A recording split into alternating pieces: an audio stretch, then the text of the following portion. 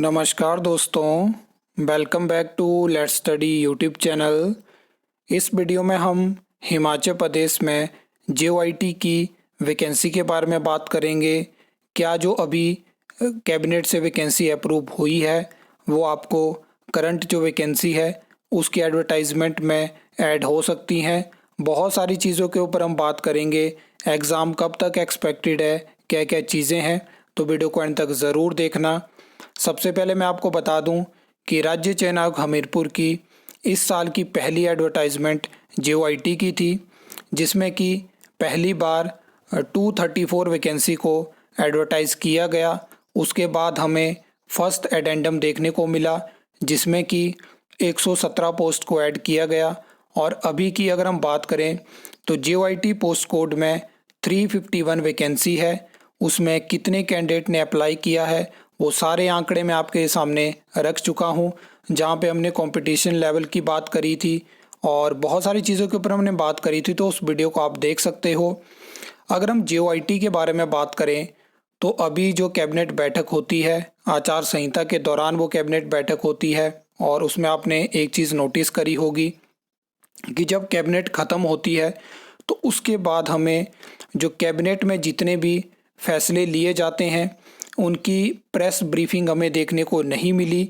तो जो भी जानकारी थी वो न्यूज़ के माध्यम से ही हमें देखने को मिली, और न्यूज़ में बताया गया कि जेओआईटी की 500 वैकेंसी को कैबिनेट ने जो है वो अप्रूवल दिया है। तो उसके बाद प्रश्न आ रहे थे कि क्या ये वैकेंसी 351 में ऐड हो सकती है। वैसे भी आप जानते हैं कि जितनी वैकेंसी अप्रूव होती है, चाहे वो अलग अलग डिपार्टमेंट, बोर्ड, कॉरपोरेशन की होती है, तो वहाँ से क्या होता है, रिक्वेजिशन जाती है डायरेक्टरेट ऑफ रिक्रूटमेंट में, क्योंकि कॉमन कैडर की शुरुआत हो चुकी है। फिर उसमें क्या होता है कि उसमें पूरी वैकेंसी तो टेस्ट से नहीं भरी जाती है, कुछ आपको पता है कि एक्स सर्विसमैन सेल से होती है रिक्रूटमेंट। तो फिर उसके बाद क्या होता है कि वैकेंसी को ऐड किया जाता है। लेकिन मैं आपको एडवर्टाइजमेंट में से ये एक इंस्ट्रक्शन दिखा देता हूँ, जहाँ पे मेंशन था कि अगर इस तरह की कोई भी पोस्ट जिसमें सिमिलर आरएनपी रूल्स हैं वो आयोग के पास रिक्वेजिशन पहुँचती है, तो डेट यहाँ पे मेंशन थी कि 31 मई तक जो है वो उनको ऐड किया जा सकता है। अब आप जानते हैं कि ये चीज़ तो पॉसिबल ही नहीं है, और इन्होंने साथ में मेंशन किया था कि या तो एग्ज़ाम डेट अगर पहले हो जाती है तो उसको कट ऑफ माना जाएगा, उसके बाद कोई भी वैकेंसी ऐड नहीं हो सकती है। तो एग्ज़ाम डेट तो अभी नहीं है, तो इसी डेट पे जो है वो एडेंडम की जो मतलब लास्ट डेट है वो ख़त्म हो जाएगी, उसके बाद वैकेंसी ऐड नहीं हो सकती है। तो ये जो अभी अगर वैकेंसी अप्रूव हुई है, आचार संहिता ख़त्म होने के बाद अगर हमें कैबिनेट के डिसीज़न की पूरी कॉपी देखने को मिलती है तो सबसे पहले तो वहाँ से चीज़ें क्लियर होंगी।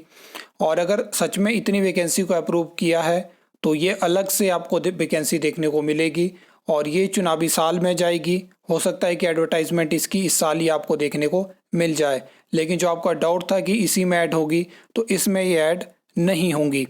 आगे अगर हम बात करें तो जेओआईटी के एग्ज़ाम को लेके काफ़ी ज़्यादा प्रश्न आ रहे हैं कि जेओआईटी का एग्ज़ाम कब तक हो सकता है, क्या क्या चीज़ें हैं। तो अभी आप जानते हैं कि जून के मंथ में 2 एग्ज़ाम कंडक्ट करवाने का जो शेड्यूल है वो डिक्लेयर हो चुका है। इससे पहले जो मैंने वीडियो शेयर करी उसमें मैंने बात करी कि पहले 15 दिन में जो एग्ज़ाम होने थे वो सिर्फ यही 2 एग्ज़ाम होंगे। उसके बाद जो 15 दिन है वहाँ पे भी 2-3 एग्ज़ाम कंडक्ट होने वाले हैं। और जुलाई में 20-22 तारीख के बाद क्या होता है कि हिमाचल प्रदेश में मॉनसून सीज़न जो है वो शुरू हो जाता है, और उस दौरान चीज़ें बहुत सारी हमें पिछले 2-3 सालों में देखने को मिली हैं। बारिश होती है।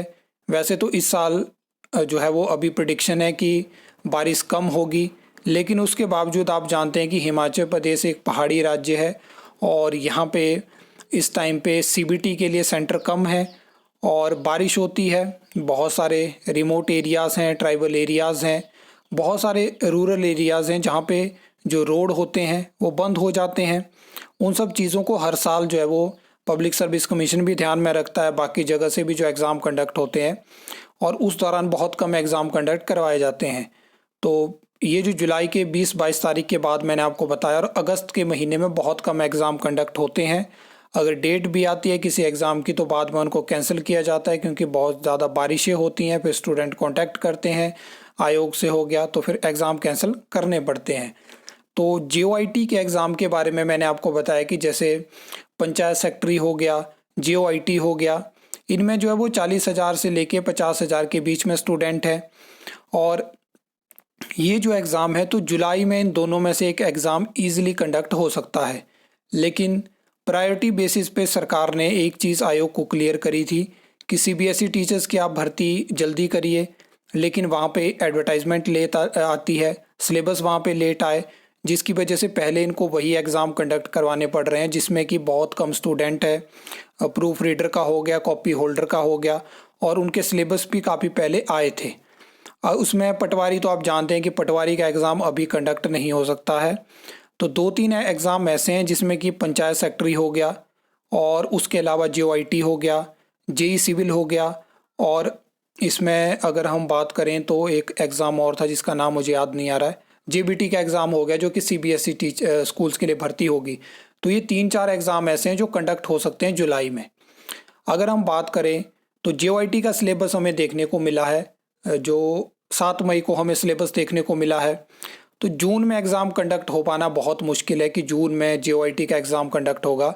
JOIT का एग्ज़ाम आपको अगर जल्दी से जल्दी आयोग इसको कंडक्ट करवाना चाहता है तब भी 50 से 60 दिन दिए जाते हैं।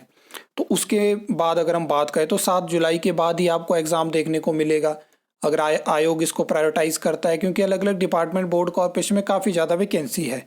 भले ही JOIT का जो सेपरेट और डिस्टिंक्ट कैडर की शुरुआत हुई है, ये इसका सारा administrative control directorate of recruitment के पास होगा, लेकिन उसके बावजूद आपकी जो पोस्टिंग होगी वो अलग अलग डिपार्टमेंट बोर्ड कॉरपोरेशन में ही होगी। ऐसा नहीं होगा कि आपको शिमला में ही जॉब दी जाएगी, अलग अलग डिपार्टमेंट बोर्ड कॉरपोरेशन में आपको भेजा जाएगा, और वो सारी चीज़ें डिसाइड होंगी। आपकी प्रेफरेंस ली जाएगी, जब डॉक्यूमेंट वेरिफिकेशन होगी तो उसके अकॉर्डिंग, मेरिट के अकॉर्डिंग सारी चीज़ें दी जाएंगी। अब ये चीज़ मैंने आपको बता दी, तो ये आपके जो डाउट थे आई होप यहाँ पे इस वीडियो के माध्यम से क्लियर हुए होंगे। इसके अलावा भी कोई डाउट है तो कमेंट सेक्शन में कमेंट करके पूछ सकते हो। आई होप आपको ये वीडियो अच्छी लगी होगी, इन्फॉर्मेटिव लगी होगी, तो वीडियो को लाइक कमेंट शेयर कर सकते हो, चैनल को सब्सक्राइब कर सकते हो फर्दर न्यू अपडेट्स के लिए।